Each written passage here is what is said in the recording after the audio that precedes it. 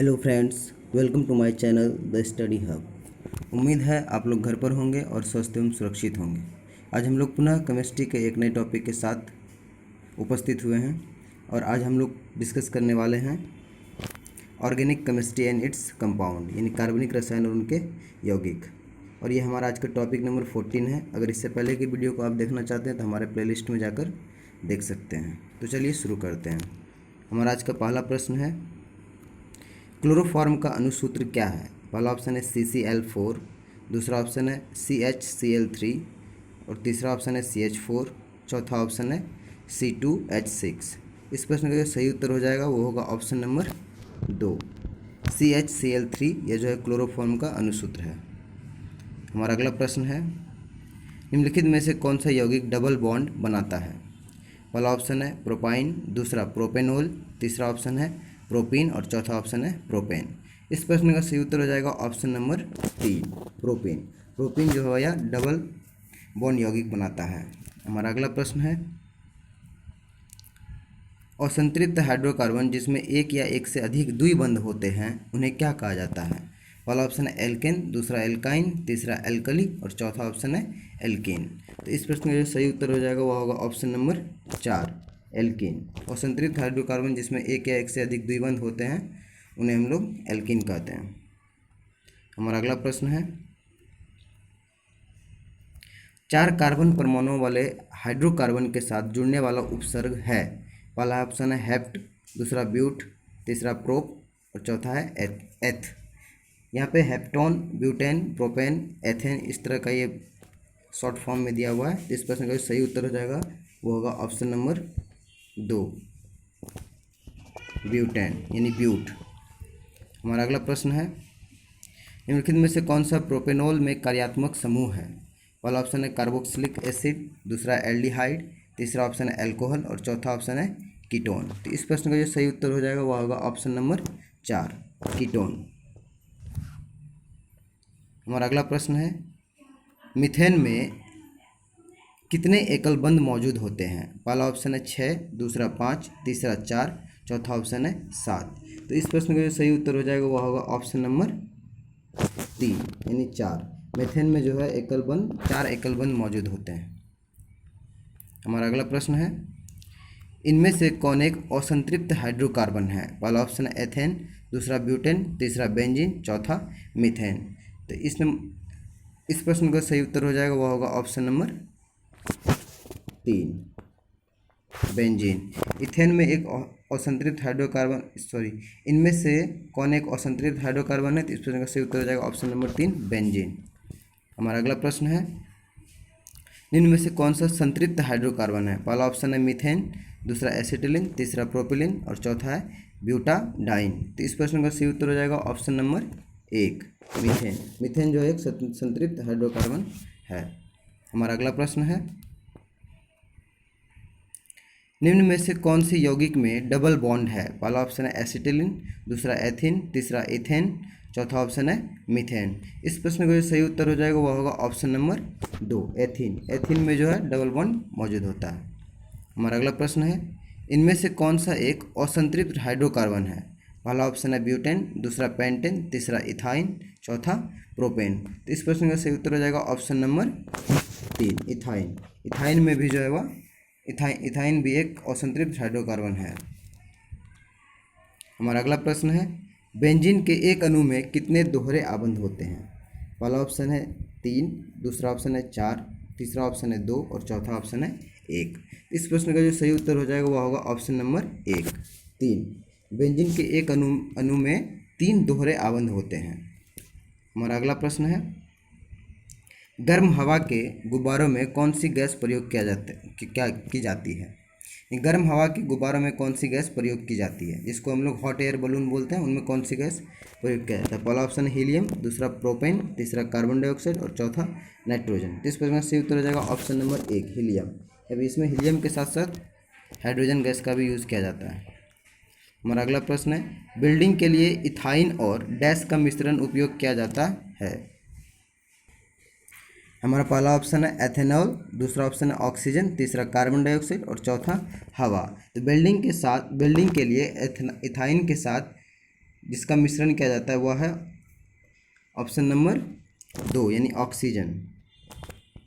Welding करने के लिए इथाइन और ऑक्सीजन का मिश्रण उपयोग किया जाता है। हमारा अगला प्रश्न है एल्कोहल में क्या होता है, यानी किस किस के मिश्रण से अल्कोहल बनता है। हमारा पहला ऑप्शन है नाइट्रोजन, हाइड्रोजन और ऑक्सीजन। दूसरा ऑप्शन है कार्बन, हाइड्रोजन और ऑक्सीजन। तीसरा ऑप्शन है ऑक्सीजन, कार्बन, नाइट्रोजन। और चौथा ऑप्शन है हाइड्रोजन, क्लोरीन और ऑक्सीजन। इस प्रश्न का सही उत्तर हो जाएगा option number 2 carbon, hydrogen, oxygen. इन तीनों के मिश्रण से अल्कोहल का निर्माण होता है। हमारा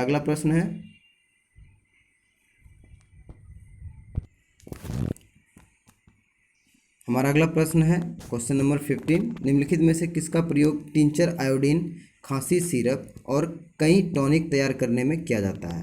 पहला ऑप्शन है मेथेनॉल, दूसरा एथेनोइक एसिड, तीसरा ऑप्शन है एसिटिक एसिड और चौथा ऑप्शन है एथेनॉल। तो इस प्रश्न का जो सही उत्तर हो जाएगा वह होगा ऑप्शन नंबर 4 यानी एथेनॉल। एथेनॉल का इस्तेमाल जो है टिंचर, आयोडीन, खांसी सिरप और कई तरह के जो टॉनिक तैयार होते हैं उनमें यूज़ किया जाता है। हमारा अगला प्रश्न है निम्नलिखित में से एथेनॉल किससे प्राप्त किया जा सकता है। पहला ऑप्शन है चावल, दूसरा सूरजमुखी, तीसरा गन्ना और चौथा पेट्रोल। तो इस प्रश्न का सही उत्तर हो जाएगा वो होगा ऑप्शन नंबर 3 गन्ना। हमारा अगला प्रश्न है सिरके में उपस्थित जैविक अम्ल कौन सा है। पहला ऑप्शन है मेथनोइक अम्ल, दूसरा एथेनोइक अम्ल और तीसरा ऑप्शन है प्रोपेनोइक अम्ल और चौथा ऑप्शन है इनमें से कोई नहीं। तो इस प्रश्न का जो सही उत्तर होगा वह होगा ऑप्शन नंबर 2 एथेनोइक अम्ल। सिरके में उपस्थित जैविक अम्ल एथेनोइक अम्ल होता है। हमारा अगला प्रश्न है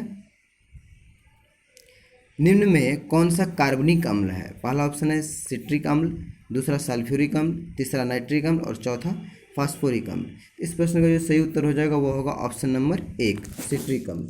सिट्रिक अम्ल जो है वह एक कार्बनिक अम्ल है। हमारा अगला प्रश्न है 5 से 8% एसिटिक एसिड को क्या कहा जाता है।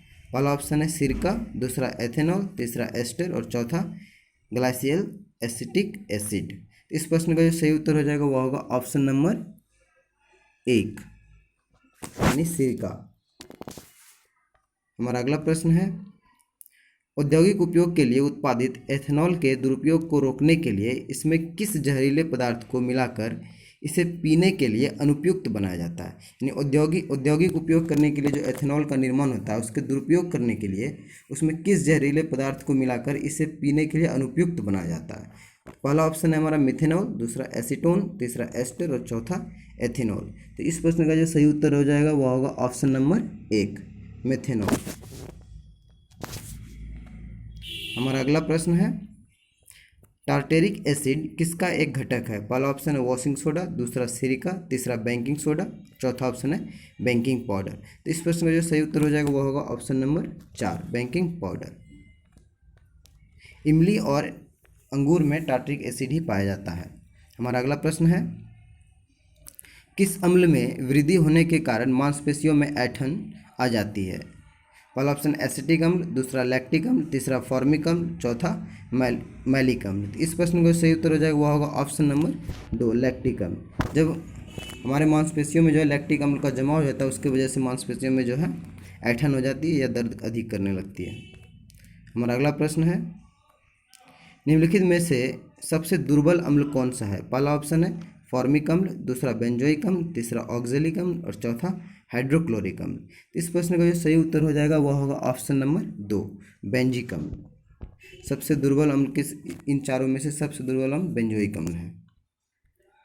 हमारा अगला प्रश्न है निम्नलिखित में से किसका प्रयोग इत्र बनाने के साथ साथ स्वाद के एजेंट बनाने के लिए भी किया जाता है। पहला ऑप्शन है एथेनोइक अम्ल, दूसरा है मेथेनॉल, तीसरा एस्टर, चौथा एथेनॉल। इस प्रश्न का जो सही उत्तर हो जाएगा वह होगा ऑप्शन नंबर 3 एस्टर।